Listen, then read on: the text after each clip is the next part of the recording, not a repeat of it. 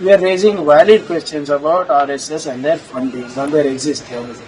Just because you are a body of individuals, show me one rule in the country which says that you should not be registered. In a country where temples are held accountable, NGOs are held accountable, other associations of persons and body of individuals are held accountable. Why is RSS not held accountable? RSS is not above the constitutions, nor am I. I don't think Mr. Kumaraswamy has read what the CBI has written to the state government.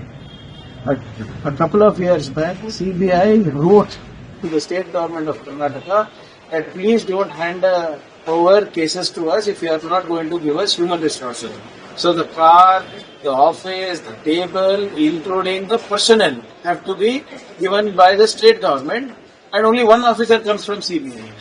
So when our people only are investigating, why should we give it to CBI? And